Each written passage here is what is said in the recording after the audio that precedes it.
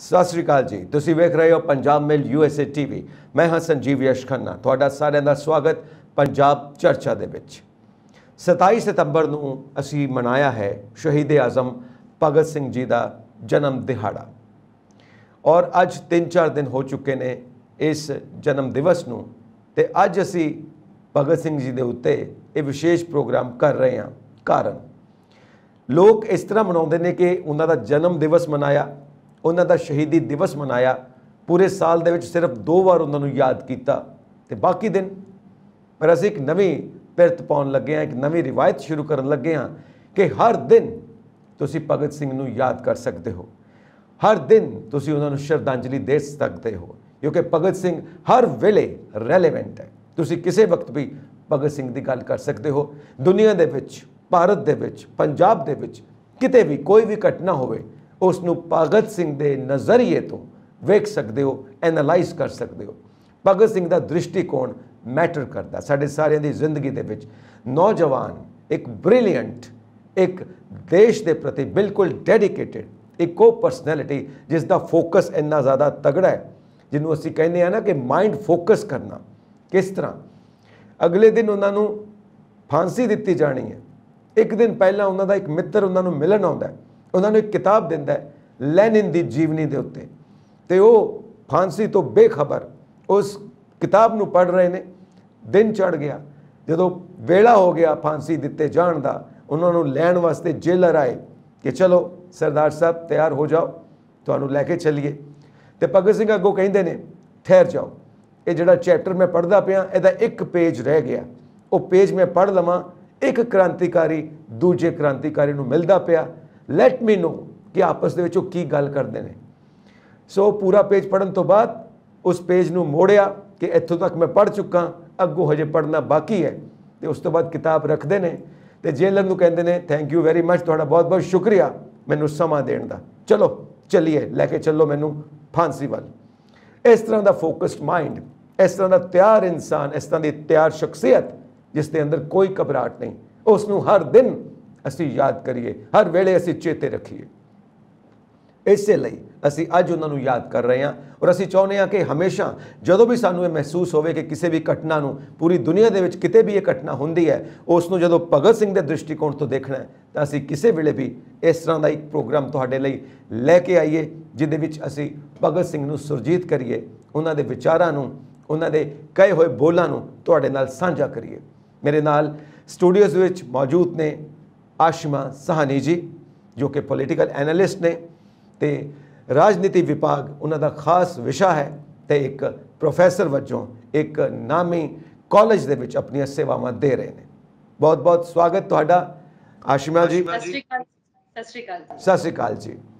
ਸੋ ਮੈਂ ਭਗਤ ਸਿੰਘ ਜੀ ਦੀ ਗੱਲ ਕਰ ਰਿਹਾ ਸੀ ਕਿ ਅਸੀਂ ਹਮੇਸ਼ਾ ਜਾਣਦੇ ਹਾਂ ਕਿ ਸਾਡੀ ਗੁਰਬਾਣੀ ਵੀ ਸਾਨੂੰ ਸਿਖਾਉਂਦੀ ਹੈ, ਸੂਰਾ ਸੋ ਪਹਿਚਾਨੀਏ ਜੋ ਲੜੇ ਦੀਨ ਕੇ ਹੇਤ, ਪੁਰਜ਼ਾ ਪੁਰਜ਼ਾ ਕੱਟ ਮਰੇ ਕਬੂ ਨਾ ਛਾੜੇ ਖੇਤ। ਇਸ ਚੀਜ਼ ਨੂੰ ਲੈ ਕੇ, ਇਸ ਸੋਚ ਨੂੰ ਲੈ ਕੇ ਚੱਲਦੇ ਨੇ ਭਗਤ ਸਿੰਘ ਆਪਣੇ ਕਰਮਾਂ ਦੇ ਵਿੱਚ, ਜਿਸ ਤਰ੍ਹਾਂ ਦੀ ਉਹਨਾਂ ਦੀ ਐਕਟੀਵਿਟੀਜ਼ ਨੇ, ਆਪਣੇ ਸਾਰੇ ਵਰਕਸ ਦੇ ਵਿੱਚ, ਡੀਡਸ ਦੇ ਵਿੱਚ। ਸੋ ਅੱਜ ਅਸੀਂ ਉਹਨਾਂ ਦੇ ਤਜਰਬੇ ਬਾਰੇ, ਜੋ ਉਹਨਾਂ ਨੇ ਆਪਣੀ ਲਾਈਫ ਨਾਲ ਕੀਤੇ ਨੇ, ਉਹਨਾਂ ਦੇ ਵਿਚਾਰਾਂ ਬਾਰੇ ਜਾਣੂ ਹੋਵਾਂਗੇ।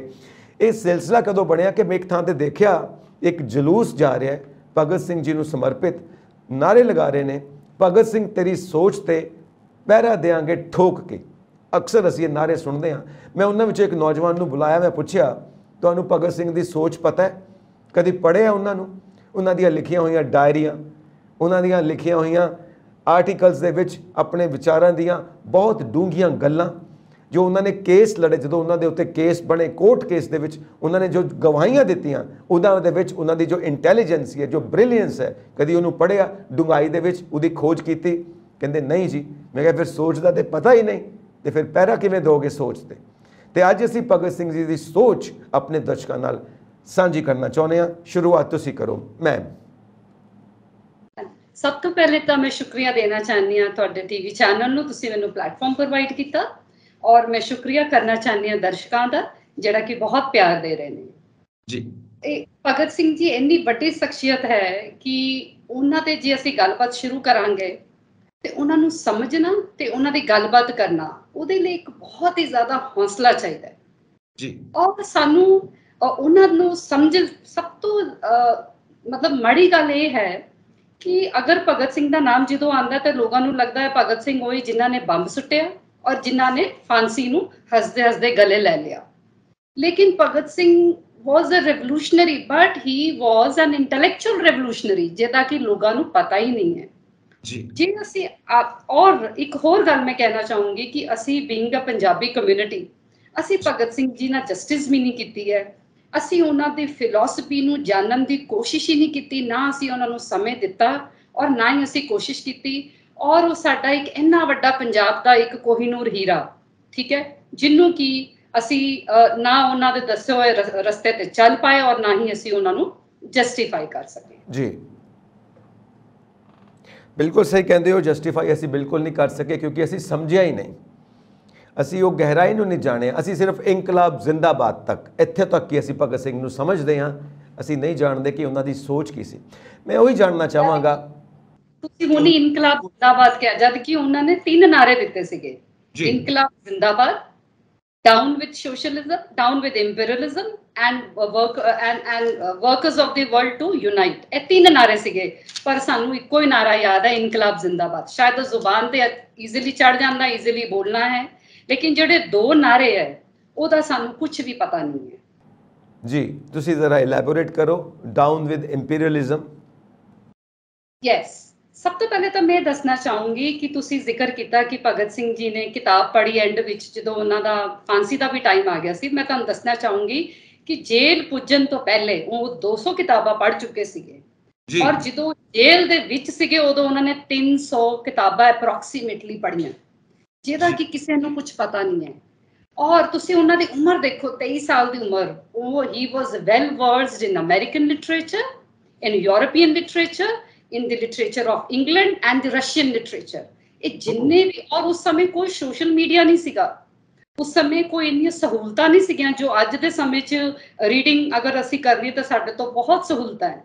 ਉਸ ਜ਼ਮਾਨੇ 'ਚ ਜਦੋਂ ਅਸੀਂ ਗੁਲਾਮ ਸੀ, ਜਦੋਂ ਉਹ ਜੇਲ੍ਹ 'ਚ ਸੀ, ਤੁਸੀਂ ਸੋਚੋ ਕਿ ਛੋਟੀ ਜਿਹੀ ਉਮਰ 'ਚ ਉਹਨਾਂ ਨੇ ਕਿੰਨੀ ਜ਼ਿਆਦਾ ਪੜ੍ਹਾਈ ਕੀਤੀ। ਉਹਨਾਂ ਨੇ ਪੜ੍ਹਾਈ ਨਹੀਂ, ਉਹਨਾਂ ਨੇ ਕਿਤਾਬਾਂ ਪੜ੍ਹੀਆਂ ਨਹੀਂ, ਉਹਨਾਂ ਨੇ ਇੰਬਾਈਬ ਕੀਤਾ ਔਰ ਇਹ ਤੋਂ ਆਪਣੀ ਸਾਇੰਟੀਫਿਕ ਥਿੰਕਿੰਗ ਵੀ ਡਿਵੈਲਪ ਕੀਤੀ।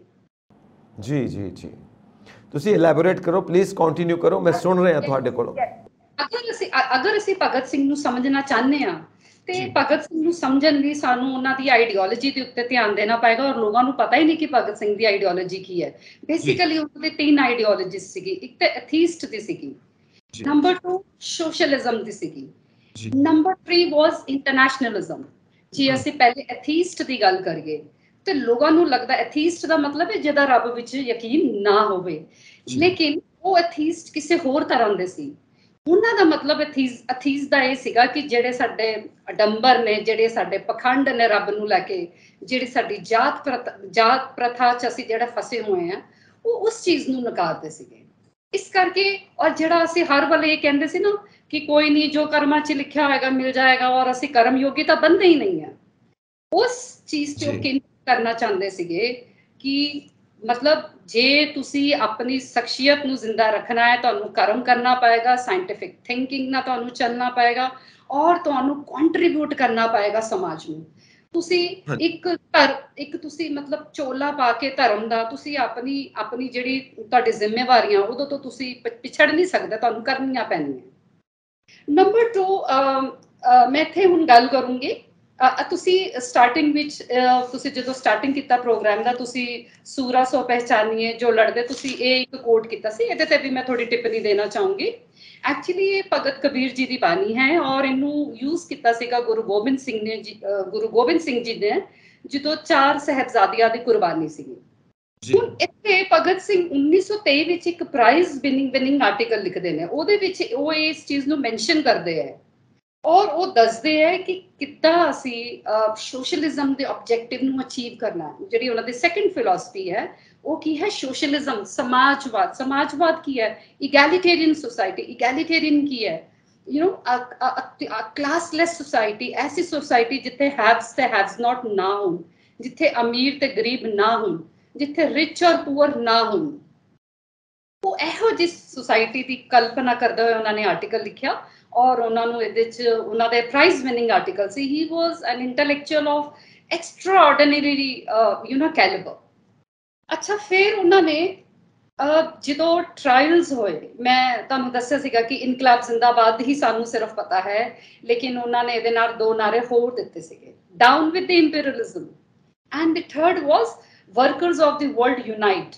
ਹੁਣ ਜਿਹੜਾ ਭਗਤ ਸਿੰਘ ਸੀ, ਇਹ ਬਹੁਤ ਜ਼ਿਆਦਾ ਲੈਨਨ ਦੀ ਫਿਲਾਸਫੀ, ਕਾਰਲ ਮਾਰਕਸ ਦੀ ਫਿਲਾਸਫੀ, ਐਂਜਲਸ ਦੀ ਫਿਲਾਸਫੀ ਤੋਂ ਬਹੁਤ ਜ਼ਿਆਦਾ ਪ੍ਰਭਾਵਿਤ ਸੀ ਜੀ। ਉਹਨਾਂ ਨੂੰ ਇਹ ਲੱਗਦਾ ਸੀਗਾ ਕਿ ਐਥੀਜ਼ਮ 'ਚ ਮੈਂ ਇੱਕ ਹੋਰ ਗੱਲ ਐਡ ਕਰਨਾ ਚਾਹੂੰਗੀ। ਉਹਨਾਂ ਨੂੰ ਲੱਗਦਾ ਸੀ ਜੇਕਰ ਲੋਕਾਂ ਨੂੰ ਜਿਹੜੇ ਕਿ ਗਰੀਬੀ 'ਚ ਫਸੇ ਹੋਏ, ਉਸ ਟਾਈਮ ਦੀ ਮੈਂ ਗੱਲ ਕਰ ਰਹੀ ਹਾਂ, ਉਹ ਧਰਮ 'ਚ ਜ਼ਿਆਦਾ ਆਪਣਾ ਟਾਈਮ ਇਨਵੈਸਟ ਕਰ ਰਹੇ ਸੀਗੇ ਔਰ ਇਸ ਚੀਜ਼ 'ਚ ਇਨਵੈਸਟ ਨਹੀਂ ਕਰ ਰਹੇ ਸੀਗੇ ਕਿ ਗਰੀਬੀ 'ਚੋਂ ਕਿੱਦਾਂ ਨਿਕਲਣਾ। ਜੀ ਤੇ ਜੀ ਜੀ ਗਰੀਬੀ 'ਚੋਂ ਉਹਨਾਂ ਨੇ ਕਿਹਾ ਜੇ ਤੁਸੀਂ ਬਾਹਰ ਨਿਕਲਣਾ ਹੈ ਤਾਂ you have to unite all the workers, ਜਿੱਦਾਂ ਕਿ ਕਾਰਲ ਮਾਰਕਸ ਨੇ ਆਪਣੀ ਫਿਲਾਸਫੀ 'ਚ ਕਿਹਾ ਸੀ ਕਿ ਦੁਨੀਆ ਦੇ ਸਾਰੇ ਮਜ਼ਦੂਰੋ ਤੁਸੀਂ ਇਕਜੁੱਟ ਹੋ ਜਾਓ। ਇਹੀ ਸੇਮ ਜਿਹੜੀ ਕਾਲ ਹੈ ਭਗਤ ਸਿੰਘ ਨੇ ਦਿੱਤੀ ਸੀ ਉਸ ਜ਼ਮਾਨੇ 'ਚ। ਤੁਸੀਂ ਇਹ ਦੇਖੋ ਕਿ ਉਸ ਟਾਈਮ 'ਚ, ਠੀਕ ਹੈ, ਕੋਈ ਉਹਨਾਂ ਕੋਲ ਇੰਨੀ ਜ਼ਿਆਦਾ ਫੈਸਿਲਿਟੀਜ਼ ਨਹੀਂ ਸੀਗੀਆਂ, but he was so well versed at the tender age of 23। ਮਤਲਬ ਉਹਨਾਂ ਦੇ ਇੰਟੈਲੈਕਚੁਅਲਿਜ਼ਮ ਦੀ ਕੋਈ ਮਿਸਾਲ ਨਹੀਂ ਹੈ। ਹੁਣ ਯੈਸ, ਹੁਣ ਮੈਂ ਗੱਲ ਕਰੂੰਗੀ ਉਹਨਾਂ ਦੀ ਰਿਲੀਜੀਅਨ, ਜਿਹੜੀ ਉਹਨਾਂ ਦੀ ਜਿਹੜੀ ਨੈਕਸਟ ਫਿਲਾਸਫੀ ਸੀ ਰਿਲੀਜੀਅਨ ਤੇ ਮੈਂ ਗੱਲਬਾਤ ਹੋਰ ਕਰਨਾ ਚਾਹੂੰਗੀ। ਉਹਨਾਂ ਨੇ ਇੱਕ ਆਰਟੀਕਲ ਲਿਖਿਆ ਸੀ 1927 'ਚ, religion right and their solutions.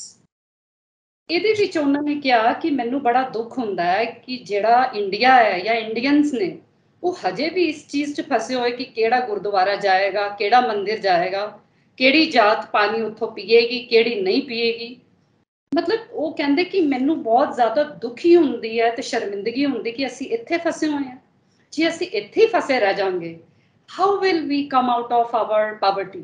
ਅਸੀਂ ਕਿੱਦਾਂ ਅਸੀਂ ਮਤਲਬ ਇੱਕ ਸਾਇੰਟੀਫਿਕ ਥਿੰਕਿੰਗ ਡਿਵੈਲਪ ਕਰਾਂਗੇ, ਕਿੱਦਾਂ ਸਾਡੀ ਇਮੈਨਿਸਿਪੇਸ਼ਨ ਹੋਏਗੀ, ਕਿੱਦਾਂ ਸਾਡੀ ਐਮਪਾਵਰਮੈਂਟ ਹੋਏਗੀ।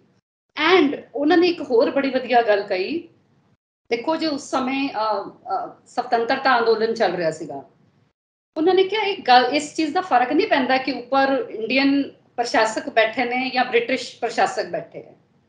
ਮੁੱਦਾ ਇਹ ਹੈ ਕਿ ਜਿਹੜਾ ਗਰਾਊਂਡ ਲੈਵਲ ਵਾਲਾ ਬੰਦਾ ਹੈ, ਗਰੀਬ ਹੈ, ਉਹਦੇ ਲਈ ਕੀ ਹੋ ਰਿਹਾ। ਉਹ ਉਸ ਸੋਸ਼ਲਿਜ਼ਮ ਦੀ ਗੱਲ ਕਰ ਰਹੇ ਤੇ ਉਹਨਾਂ ਦੀ ਜਿਹੜੀ ਕੰਟਰੀਬਿਊਸ਼ਨ ਹੈ, ਜਿਹੜੀ ਉਹਨਾਂ ਦੀ ਥਿੰਕਿੰਗ ਹੈ, ਬੜੀ ਹੀ ਕਮਾਲ ਦੀ ਹੈ।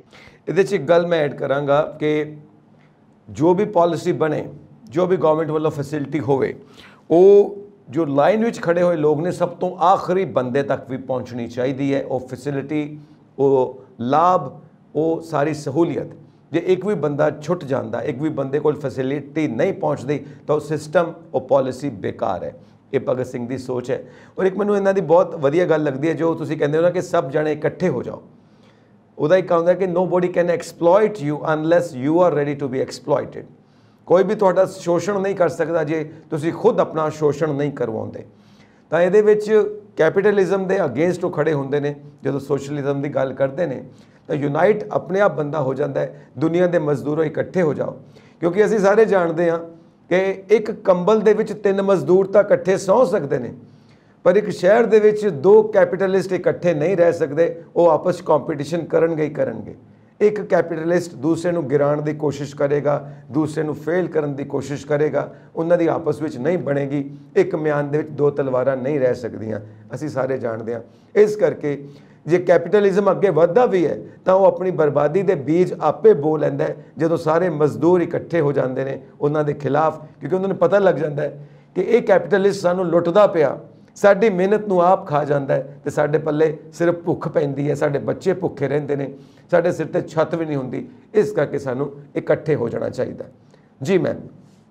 ਯੈਸ, ਮੈਨੂੰ ਨਾ ਤੁਹਾਡੀ ਗੱਲ ਤੋਂ ਯਾਦ ਆ ਰਿਹਾ ਕਿ ਉਹਨਾਂ ਨੇ ਇੱਕ ਲੇਖ ਹੋਰ ਲਿਖਿਆ ਸੀਗਾ 1928 ਵਿੱਚ, ਜਿਹਦਾ ਨਾਮ ਸੀਗਾ ਨਏ ਨੇਤਾओं के नए विचार। ਇਹ ਕੀਰਤੀ ਮੈਗਜ਼ੀਨ ਵਾਲਿਆਂ ਨੇ ਛਾਪਿਆ ਸੀਗਾ। ਇਹਦੇ ਵਿੱਚ ਉਹ ਉਸ ਸਮੇਂ ਦੇ ਜਿਹੜੇ ਲੀਡਰ ਸੀਗੇ, ਪੰਡਿਤ ਨਹਿਰੂ ਐਂਡ ਸੁਭਾਸ਼ ਚੰਦਰ ਬੋਸ, ਉਹਨਾਂ ਦੇ ਜਿਹੜੀਆਂ ਸਪੀਚਿਸ ਹੁੰਦੀਆਂ ਸੀ, ਉਹਨਾਂ ਤੇ ਕਮੈਂਟਸ ਦਿੱਤੇ ਸੀਗੇ ਭਗਤ ਸਿੰਘ ਜੀ ਨੇ। And he was more tilted towards the socialism of Pandit Nehru. ਉਹਨਾਂ ਨੂੰ ਲੱਗਦਾ ਸੀ ਕਿ ਜਿਹੜੇ ਨਹਿਰੂ ਹੈ ਜ਼ਿਆਦਾ ਲੌਜਿਕ ਨਾਲ ਚੱਲ ਰਹੇ ਐਂਡ मतलब ज़्यादा लॉजिक ना चल रहे थे, उन्होंने झुकाव उस पासे थोड़ा ज़्यादा सी, मतलब इमोशंस और लॉजिक दे विचों उन्होंने लॉजिक नू सिलेक्ट किया। मैं भगत सिंह जी की गल कर रही हूँ, और ये भी आर्टिकल बड़ा ही इन्हें मोटिवेट किया पंजाब के लोगों नू, इंडिया के लोगों नू, एंड दिस आर्टिकल बड़ी चर्चा च रहा। उस तो बाद फिर 1924 ये तो मैं 1928 की गल की, 1924 मतवाला नाम की एक मैगजीन सी, कैलकटा तो छपदी सी जी। और ਇਹਦੇ ਵਿੱਚ ਉਹਨਾਂ ਨੇ ਇੰਟਰਨੈਸ਼ਨਲਿਜ਼ਮ ਦੀ ਗੱਲ ਕੀਤੀ। Now internationalism and socialism they are also related. Now internationalism ਚ ਉਹਨਾਂ ਨੇ ਜ਼ਿਕਰ ਕੀਤਾ ਰਿਗਵੇਦ ਦਾ ਔਰ ਮਹਾ ਉਪਨਿਸ਼ਦ ਦਾ। ਉਹਦੇ ਵਿੱਚ ਜਿਹੜੀ ਫਿਲਾਸਫੀ ਨਾ ਵਾਸੁਦੇਵ ਕੁਟੁੰਬਕਮ, ਕਿ ਸਾਰਾ ਹੀ ਜਿਹੜੀ ਦੁਨੀਆ ਹੈ ਉਹ ਇੱਕ ਪਰਿਵਾਰ ਹੈ। ਉਹਨਾਂ ਨੇ ਉਸ ਜਿਹੜੀ ਉਹ ਫਿਲਾਸਫੀ ਸੀ ਉਹਨਾਂ ਨੂੰ ਆਪਣੇ ਸ਼ਬਦਾਂ ਦੇ ਰਾਹੀਂ बहुत ही फ्रीडम फाइटर्स जड़े लोग लड़ रहे थे उन्होंने प्रेरित किया। और उन्होंने इस आर्टिकल च दसिया कि उस जमाने च किवें अमेरिका और जैपनीज दे विच नफरत सी और कितना फ्रांस और जर्मनी च विच सीगी नफरत। ये नफरत उदा ही सीगी जो अज इंडिया और पाकिस्तान च असीं देखते हैं। ते उन्होंने उदों सपना देखिया सीगा, देखो बड़ी विडंबना की गल, उन्होंने उदों सपना देखा सी कि काश अमेरिका और जापान च नफरत खत्म हो जाए, है ना, और जर्मनी और फ्रांस च खत्म हो जाए।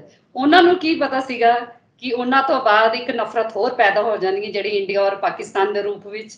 ते मैनूं बहुत ही दुख होंदा है, मतलब जो हो रहा अजकल, जो उन्होंने सानूं दस्सिया, जो उन्होंने सपने लए और जो असीं कर रहे हैं, उहदे च बड़ा ही गैप है। बिल्कुल, पूरी दुनिया एक फैमिली है, the whole world is one family ਆਪਾਂ ਲੈ ਕੇ ਚੱਲਦੇ ਹਾਂ।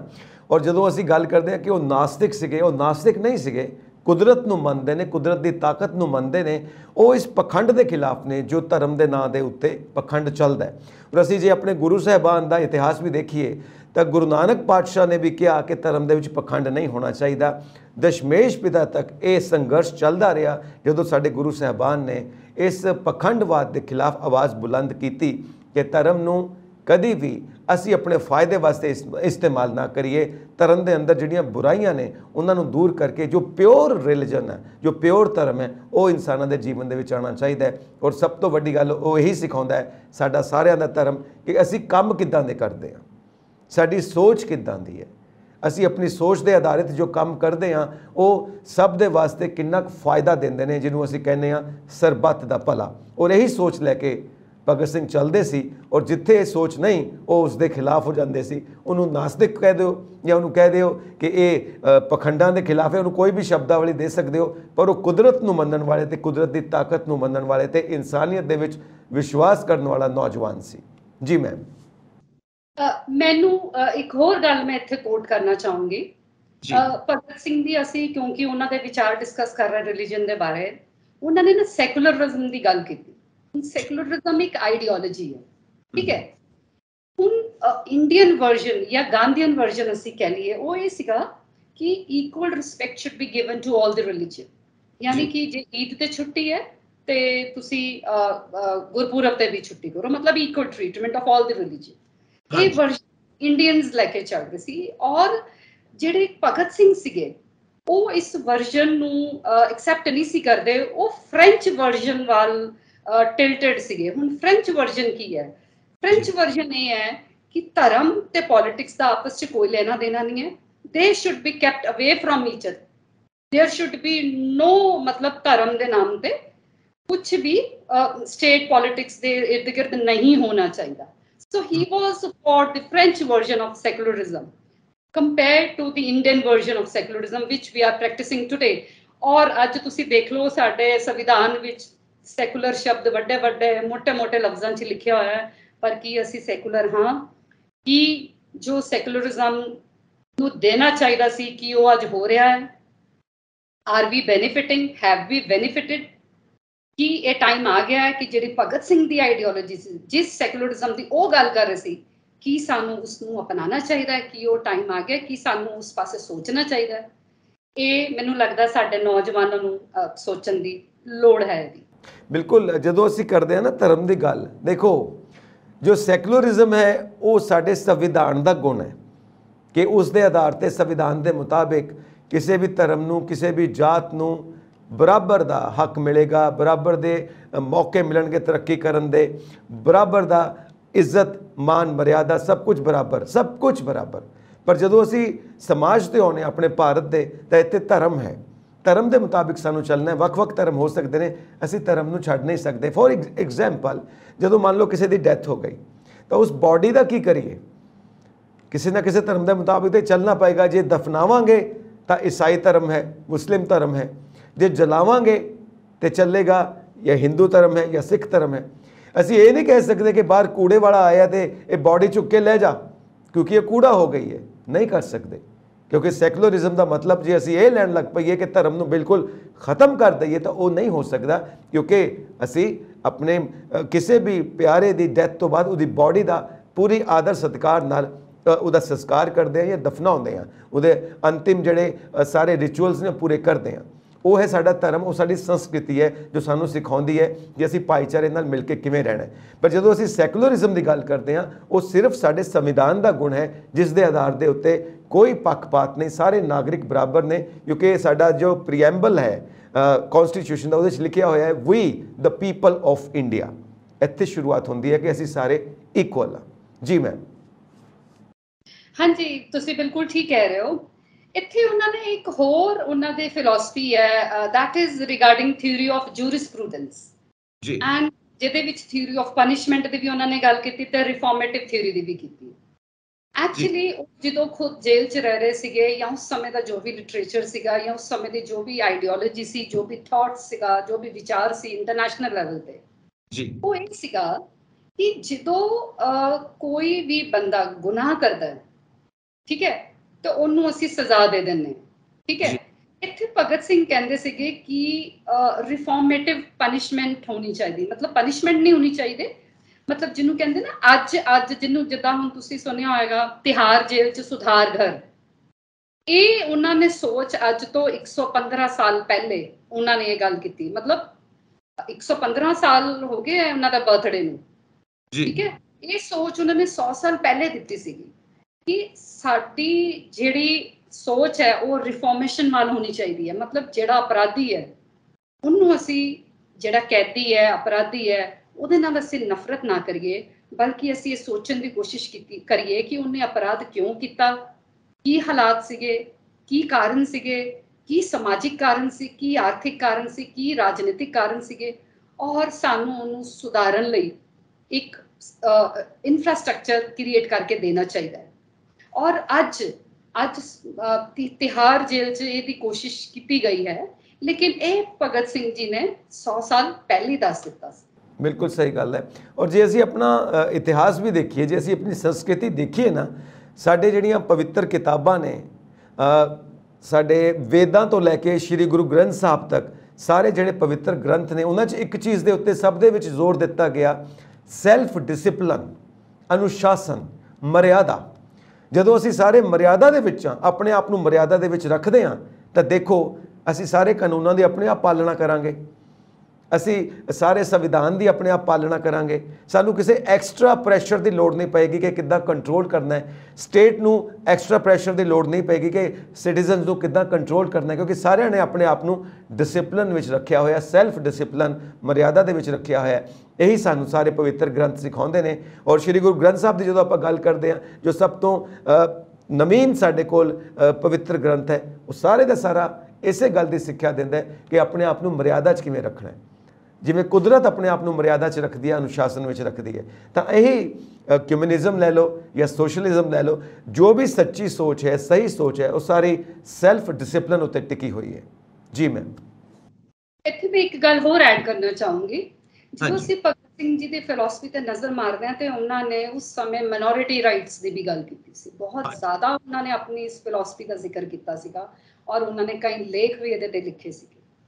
ਉਸ ਸਮੇਂ ਉਹ ਇਹ ਪਹਿਚਾਨ ਗਏ ਸੀ, ਹਾਲਾਂਕਿ ਉਦੋਂ ਮਾਈਨੋਰਿਟੀ ਇਸ਼ੂਜ਼ ਸੀਗੇ, ਪਰ ਇੰਨੇ ਪੱਧਰ ਤੇ ਨਹੀਂ ਸੀਗੇ ਜਿੰਨੇ ਅਸੀਂ ਅੱਜ ਦੇਖਣ ਨੂੰ ਮਿਲ ਰਿਹਾ ਹੈ। ਉਦੋਂ ਲੈ ਦੇ ਕੇ ਇੱਕ ਹਿੰਦੂ ਔਰ ਮੁਸਲਮਾਨਾਂ 'ਚ ਕਿਤੇ ਛੁੱਟ-ਪੁੱਟ ਪ੍ਰੋਬਲਮ ਹੋ ਜਾਂਦੀ ਸੀਗੀ, ਲੇਕਿਨ ਬਹੁਤ ਜ਼ਿਆਦਾ ਨਹੀਂ ਸੀਗੀ। ਜਦੋਂ ਉਹਨਾਂ ਨੂੰ ਫਾਂਸੀ ਹੋ ਗਈ, ਫਾਂਸੀ ਤੋਂ ਬਾਅਦ ਜਦੋਂ ਅਸੀਂ 1947 'ਚ ਪਾਰਟੀਸ਼ਨ ਹੋਇਆ, ਬੜੀ ਅਗਲੀ ਰਿਐਲਿਟੀ ਆਈ। ਲੇਕਿਨ उन्होंने अपने लेखों विच, उन्होंने अपने पोइट्री विच इस चीज़ का जिक्र किया है ਕਿ ਮਾਈਨੋਰਿਟੀਜ਼ ਨੂੰ ਵਿਸ਼ੇਸ਼ ਅਧਿਕਾਰ ਦੇਣੇ ਚਾਹੀਦੇ ਹੈ। ਜਿਹੜੇ ਘੱਟ ਗਿਣਤੀ ਦੇ ਲੋਕ ਆ ਉਹਨਾਂ ਨੂੰ ਐਕਸੈਪਟ ਕਰਨਾ ਚਾਹੀਦਾ ਹੈ। ਉਹਨਾਂ ਨੂੰ ਉਨੀ ਹੀ ਜੋ ਵੀ ਹੈ ਉਹਨਾਂ ਦਾ ਕਲਚਰ, ਜੋ ਵੀ ਉਹਨਾਂ ਦੀ ਬੋਲੀ ਹੈ, ਜੋ ਵੀ ਉਹਨਾਂ ਦਾ ਕਲਚਰ ਹੈ, ਜੋ ਵੀ ਟ੍ਰੈਡੀਸ਼ਨ ਹੈ, ਜਿਹੜਾ ਮੈਜੋਰਿਟੀ ਵਰਗ ਹੈ ਉਹ ਉਹਨੂੰ ਐਕਸੈਪਟ ਕਰੇ ਔਰ ਉਹਨੂੰ ਰਿਸਪੈਕਟ ਕਰੇ ਔਰ ਉਹਨੂੰ ਡਿਫੈਂਡ ਵੀ ਕਰੇ ਜੀ। ਇਹ ਮੈਜੋਰਿਟੀ ਵਾਲਿਆਂ ਦਾ ਰਾਈਟ ਬਣਦਾ ਹੈ, ਮੈਜੋਰਿਟੀ ਵਾਲਿਆਂ ਦੀ ਡਿਊਟੀ ਬਣਦੀ ਹੈ ਕਿ ਉਹ ਮਾਈਨੋਰਿਟੀਜ਼ ਨੂੰ ਕਿੱਦਾਂ ਪ੍ਰੋਟੈਕਟ, ਡਿਫੈਂਡ ਕਰੇ ਔਰ ਰਿਸਪੈਕਟ ਕਰੇ। ਔਰ ਇਹੀ ਜਿਹੜੀ ਮਿਲਦੀ ਜੁਲਦੀ ਜਿਹੜੀ ਇਹ ਫਿਲਾਸਫੀ ਹੈ, ਇਹ ਅੱਜ ਇੱਕ ਮਲਟੀਕਲਚਰਲਿਜ਼ਮ ਦੀ ਫਿਲਾਸਫੀ ਵੀ ਬੜੀ ਅੱਜ ਵੈਸਟਰਨ ਸੁਸਾਇਟੀ 'ਚ ਪਪੂਲਰ ਹੋਈ ਹੈ। ਇਸ ਫਿਲਾਸਫੀ 'ਚ ਵੀ ਇਹੀ ਕਿਹਾ ਗਿਆ ਹੈ। ਮਤਲਬ ਭਗਤ ਸਿੰਘ ਨੇ ਉਸ ਜ਼ਮਾਨੇ 'ਚ 100 ਸਾਲ ਪਹਿਲੇ ਉਹ ਗੱਲਾਂ ਕਹਿ ਦਿੱਤੀਆਂ ਜਿਹੜੀਆਂ ਫਿਲਾਸਫੀਜ਼ ਅੱਜ ਹੁਣ ਉੱਭਰ ਕੇ ਆ ਰਹੀਆਂ। ਜਿਹਨੂੰ ਮਤਲਬ ਮਲਟੀਕਲਚਰਲਿਜ਼ਮ, ਅਗਰ ਮੇਰੇ ਫੋਰਨ ਦੇ ਅਗਰ ਸ਼ਰੋਤਾਸ ਹੈਗੇ ਨੇ, they can understand well what I'm saying. Multiculturalism is a concept which is very popular in Canada, in America, in Australia, in England. But ਇਹ word, ਇਹ terminology ਤਾਂ ਨਹੀਂ use ਕੀਤੀ ਸੀ ਭਗਤ ਸਿੰਘ ਨੇ, but ਉਹਨਾਂ ਦਾ ਮਤਲਬ ਇਹੋ ਸੀ, ਉਹਨਾਂ ਦਾ ਕੰਟੈਂਟ ਇਹੋ ਸੀਗਾ। ਐਗਜ਼ੈਕਟਲੀ। ਅੱਛਾ, ਇੱਕ ਚੀਜ਼ ਮੈਂ ਇਹਦੇ ਉੱਤੇ ਤੁਹਾਡੇ ਕੋਲੋਂ ਜਾਣਨਾ ਚਾਹਾਂਗਾ, ਇੱਕ ਡਾਊਨ ਵਿਦ ਇੰਪੀਰੀਅਲਿਜ਼ਮ, ਇਸ ਨੂੰ ਆਪਾਂ ਐਲੈਬੋਰੇਟ ਕਰੀਏ, ਕਿਉਂਕਿ ਅੱਜ ਵੀ ਕਿਹਾ ਜਾਂਦਾ ਕਿ ਜੇ ਕਿਤੇ ਡੈਮੋਕ੍ਰੇਸੀ ਵੀ ਹੈ ਤਾਂ ਸਿਰਫ ਡੈਮੋਕ੍ਰੇਸੀ ਉੱਤੋਂ ਹੀ ਹੈ, ਅੰਦਰ ਸਾਰਾ ਇੰਪੀਰੀਅਲਿਜ਼ਮ ਹੀ ਚੱਲਦਾ। ਡੈਮੋਕ੍ਰੇਸੀ ਦਾ ਸਿਰਫ ਉਹਨੇ ਇੱਕ ਲਬਾਦਾ ਪਾਇਆ ਹੋਇਆ, ਇੱਕ ਸੂਟ ਪਾਇਆ ਹੋਇਆ, ਅੰਦਰ ਪੂਰੀ ਬਾਡੀ ਇੰਪੀਰੀਅਲਿਜ਼ਮ ਹੈ। ਸੋ ਵਾਟ ਇਜ਼ ਇੰਪੀਰੀਅਲਿਜ਼ਮ ਔਰ ਵਾਈ ਡਾਊਨ ਵਿਦ ਇੰਪੀਰੀਅਲਿਜ਼ਮ? ਯੈਸ, ਇੰਪੀਰੀਅਲਿਜ਼ਮ ਦਾ ਮਤਲਬ ਇਹ ਹੈ ਕਿ ਜਦੋਂ ਫੋਰਨ ਦੀਆਂ ਕੰਟਰੀਆਂ ਗਰੀਬ ਮੁਲਕ ਜਾਂ ਕਮਜ਼ੋਰ ਮੁਲਕ 'ਚ ਆ ਕੇ ਆਪਣੀ ਕਲੋਨੀਜ਼ ਐਸਟੈਬਲਿਸ਼ ਕਰ ਲੈਂਦੀਆਂ, ਉਹ ਹੈਗਾ ਇੰਪੀਰੀਅਲਿਜ਼ਮ, ਔਰ ਉਹ ਕੰਟਰੋਲ ਕਰਦੀਆਂ ਨੇ ਉਹਨਾਂ ਉੱਥੇ ਦੀ ਪੋਲਿਟਿਕਸ ਨੂੰ, ਉੱਥੇ ਦੀ ਇਕਨੋਮਿਕਸ ਨੂੰ ਜੀ। ਹੁਣ ਔਰ ਜਦੋਂ 20th century is full of example of imperialism, ਲਗਭਗ ਪੂਰਾ ਗਲੋਬ, ਪੂਰਾ ਵਰਲਡ ਜਿਹੜਾ ਸੀਗਾ ਉਹ ਇੰਪੀਰੀਅਲਿਸਟ ਪਾਵਰਸ ਦੇ ਅਧੀਨ ਸੀ। ਕੁਝ part was, majority of part was under the regime of England, France, ਠੀਕ ਹੈ, ਇਹਨਾਂ ਦੇ ਰਜੀਮ ਦੇ ਅੰਡਰ ਸੀਗੇ। ਔਰ ਤੁਸੀਂ ਦੇਖੋ ਨਾ, ਅਸੀਂ ਜਿਹੜੀ ਗੁਲਾਮੀ ਕੱਟੀ ਹੈ ਉਹ ਕੀ ਹੈ, ਉਹ ਇੱਕ ਇੰਪੀਰੀਅਲਿਜ਼ਮ ਹੀ ਸੀਗਾ, ਠੀਕ ਹੈ। ਡਾਊਨ ਵਿਦ ਇੰਪੀਰੀਅਲਿਜ਼ਮ ਮਤਲਬ ਕਿ ਪੂਰੀ ਦੁਨੀਆ 'ਚ ਉਸ ਟਾਈਮ ਇਹ ਟ੍ਰੈਂਡ ਚੱਲ ਰਿਹਾ ਸੀਗਾ ਕਿ ਸੁਪਰ ਪਾਵਰ ਜਿਹੜੀ ਹੁੰਦੀ ਸੀਗੀ ਜਾਂ ਪੋਲੀਟੀਕਲ ਇੰਟਰਨੈਸ਼ਨਲ ਪੋਲੀਟੀਕਲ ਪਾਵਰ ਇਹਨੂੰ ਸਮਝਿਆ ਜਾਂਦਾ ਸੀਗਾ ਜੇਕਰ ਤੁਸੀਂ ਇੰਪੀਰੀਅਲਿਸਟਿਕ ਨੇਸ਼ਨਸ ਹੁੰਦੇ ਸੀਗੇ। ਜਿੰਨੀਆਂ ਕੰਟਰੀਜ਼ ਤੁਹਾਡੇ ਅੰਡਰ ਹੁੰਦੀਆਂ ਸੀ ਜਾਂ ਤੁਹਾਡੀ ਕਲੋਨੀਜ਼ ਹੁੰਦੀਆਂ ਸੀ, ਉਹਨਾਂ ਹੀ ਉਹ ਇੱਕ ਪਾਵਰ ਦਾ ਮਾਪਦੰਡ ਸੀਗਾ। ਤੇ ਭਗਤ ਸਿੰਘ ਨੇ ਇੱਕ ਕਾਲ ਦਿੱਤੀ ਉਸ ਸਮੇਂ 'ਚ ਕਿ ਡਾਊਨ ਵਿਦ ਦ ਇੰਪੀਰੀਅਲਿਜ਼ਮ। ਇਹ ਜਿਹੜਾ ਇੰਪੀਰੀਅਲਿਜ਼ਮ ਦੀ ਜਿਹੜੀ ਫਿਲਾਸਫੀ ਹੈ, ਆਈਡੀਓਲੋਜੀ ਹੈ, ਇਹ ਬਹੁਤ ਹੀ ਖਤਰਨਾਕ ਹੈ। ਤੁਹਾਨੂੰ ਕੋਈ ਰਾਈਟ ਨਹੀਂ ਬਣਦਾ ਕਿ ਕਿਸੇ ਕਮਜ਼ੋਰ ਵਰਗ ਤੇ ਜਾਂ ਕਮਜ਼ੋਰ ਮੁਲਕ ਤੇ ਜਾਂ ਗਰੀਬ ਮੁਲਕ ਤੇ ਤੁਸੀਂ ਕਬਜ਼ਾ ਕਰ ਲਓ ਤੇ ਉਹਦੇ ਰਿਸੋਰਸਿਸ ਦਾ ਤੁਸੀਂ ਹਨਨ ਕਰ ਲਓ ਤੇ ਉਹਦਾ ਸਾਰਾ ਇਕਨੋਮਿਕ ਸਿਸਟਮ ਉਹਦਾ ਤੁਸੀਂ ਟੇਕ ਓਵਰ ਕਰ ਲਓ ਜੀ।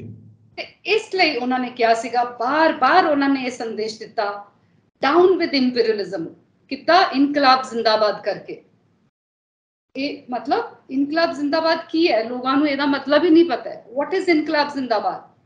ਕਿ come, let's unite together, let's revolt in a positive way. Right, ਮਤਲਬ ਇਹ ਹੈ ਕਿ ਸਮਾਜ ਹਮੇਸ਼ਾ ਸੁੱਤਾ ਰਹਿੰਦਾ ਹੈ ਔਰ ਸੁੱਤੇ ਹੋਏ ਸਮਾਜ ਨੂੰ, ਸਮਾਜ ਅੱਜ ਵੀ ਸੁੱਤਾ ਹੋਇਆ ਹੈ, ਉਹਨੂੰ ਜਗਾਉਣ ਦੀ ਲੋੜ ਪੈਂਦੀ ਹੈ। ਸੋ ਤਾਂ ਹੀ ਅਸੀਂ ਭਗਤ ਸਿੰਘ ਜੀ ਦੀ ਆਈਡੀਓਲੋਜੀ ਅੱਜ ਡਿਸਕਸ ਕਰ ਰਹੇ ਹਾਂ ਕਿ ਜਿੱਥੇ ਜਿੱਥੇ ਤੱਕ ਸਾਡਾ ਇਹ ਪ੍ਰੋਗਰਾਮ ਪਹੁੰਚਦਾ ਹੈ, ਉੱਥੇ ਉੱਥੇ ਤੱਕ ਲੋਕ ਭਗਤ ਸਿੰਘ ਦੀ ਆਈਡੀਓਲੋਜੀ ਨੂੰ, ਉਹਨਾਂ ਦੀ ਫਿਲਾਸਫੀ ਨੂੰ ਸਮਝ ਕੇ ਜਾਗਣ ਦੀ ਕੋਸ਼ਿਸ਼ ਕਰਨ ਕਿ ਇੱਕ 23 ਸਾਲ ਦਾ ਨੌਜਵਾਨ ਜੋ 23 ਸਾਲ ਦੀ ਉਮਰ ਦੇ ਵਿੱਚ ਸ਼ਹਾਦਤ ਪ੍ਰਾਪਤ ਕਰਦਾ, ਸ਼ਹੀਦ ਹੋ ਜਾਂਦਾ ਹੈ। 23 ਸਾਲ ਦਾ ਨੌਜਵਾਨ ਐਡੀ ਵੱਡੀ ਸੋਚ ਦਾ, ਐਡੀ ਗਹਿਰੀ ਸੋਚ ਦਾ ਮਾਲਕ ਹੈ, ਐਡੇ ਰੋਸ਼ਨ ਦਿਮਾਗ ਦਾ ਮਾਲਕ ਹੈ। ਜੇ ਉਹਦੇ ਮੁਤਾਬਿਕ ਸੋਚ ਕੇ ਸਾਰੇ ਚੱਲਣ ਤਾਂ ਦੁਨੀਆ ਦੀਆਂ ਸਾਰੀਆਂ ਮੁਸ਼ਕਿਲਾਂ ਹੱਲ ਹੋ ਸਕਦੀਆਂ ਨੇ।